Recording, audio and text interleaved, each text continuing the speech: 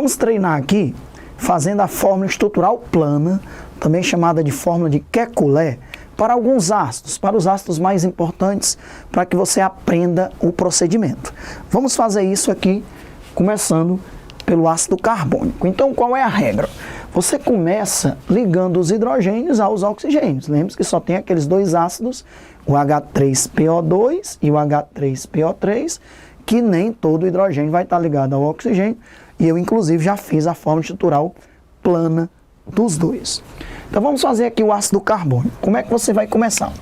Você vai começar, já que ele tem dois hidrogênios, os dois hidrogênios estarão ligados aos oxigênios. E o carbono é o elemento central. Então, vamos fazer. Hidrogênio se liga ao oxigênio, que se liga ao carbono, e o outro hidrogênio também se liga ao oxigênio. Então, nós temos aí já os dois hidrogênios ionizáveis.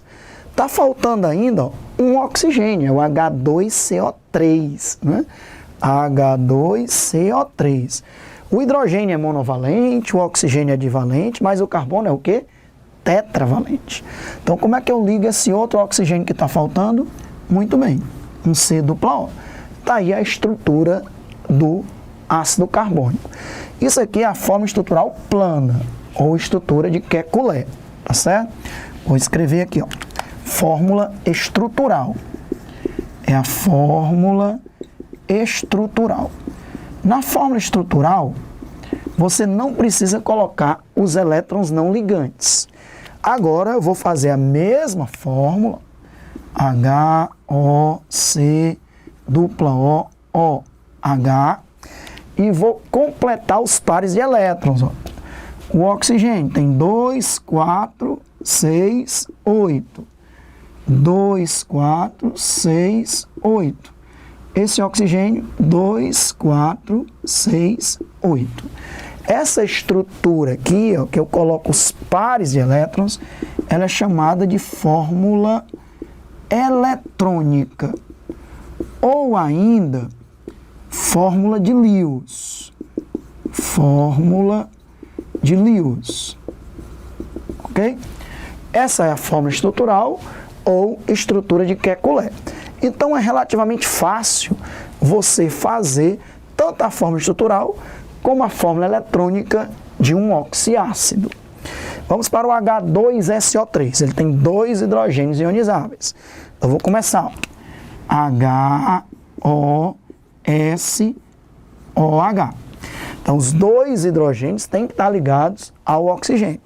Fizemos H2SO2. Só que nós temos H2SO3. E aí, como a gente vai ligar esse outro oxigênio no enxofre? Lembrando que a partir do terceiro período em diante, vocês estudam isso na parte de ligações químicas, os átomos podem expandir o octeto, ou seja, ter mais de 8 elétrons na última camada. Se você fosse já fazendo aqui a de Lewis, ó, que é a fórmula eletrônica, o que é que você vai perceber? HOSOH. Se você olhar, os oxigênios já estão com 8 elétrons, o enxofre até agora está com 2, 4 elétrons, ok? Ele pode expandir o octeto quando for necessário. Mas como é que a gente vai fazer então o H2SO3? Vamos fazer semelhante ao ácido carbônico.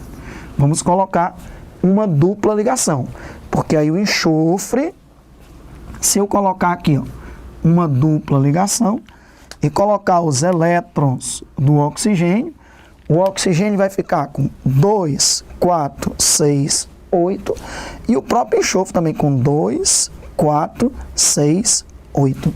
Então tá aí o H2SO3 até agora com todos os átomos obedecendo ao octeto.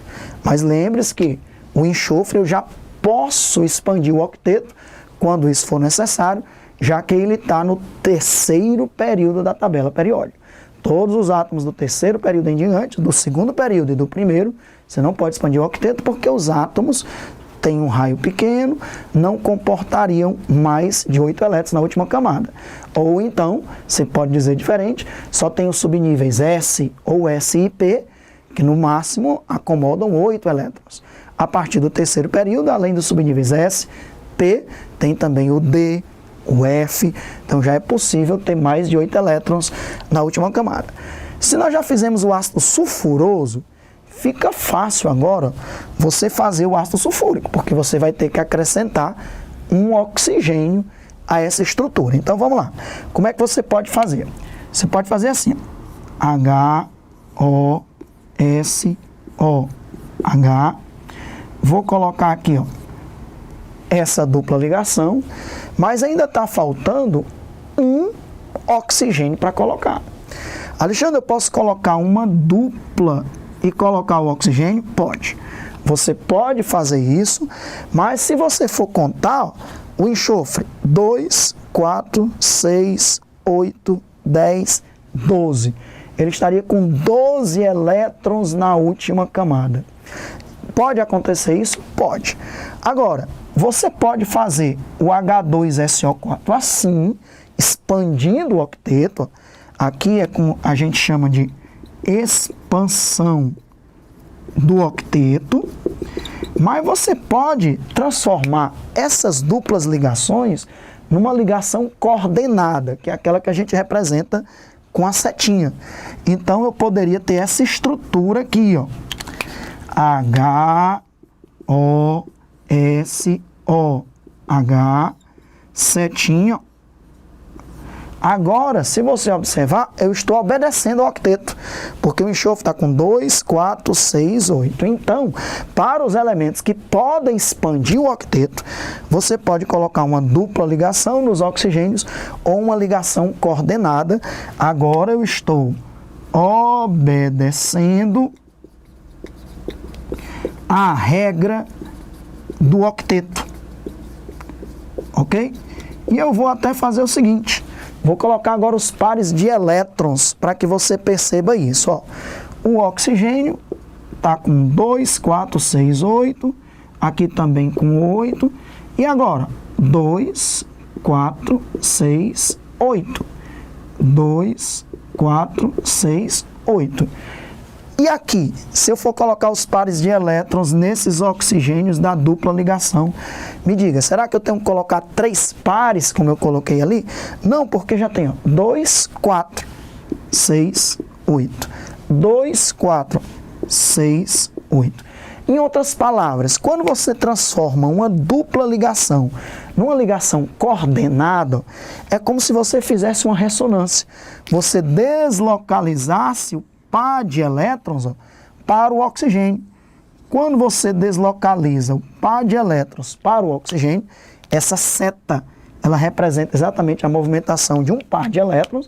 Você vai estudar ressonância com grande profundidade na parte de ligações e também na química orgânica. Então, esse par de elétrons se deslocaliza e aí nós temos agora, no lugar de 2 pares, o oxigênio fica com 3 pares de elétrons não ligantes. Então, está aqui as estruturas de Lewis, já que eu acabei colocando o par de elétrons do ácido sulfúrico, do ácido sulfuroso e do ácido carbônico, ok? Para os elementos do terceiro período em diante, você, quando necessário, pode colocar uma ligação coordenada, que é um par de elétrons, ou uma ligação dupla, que aí, nesse caso, você faz uma expansão do octeto. Vamos fazer para mais 3 ácidos, para que você fique bem seguro em relação a esse conteúdo.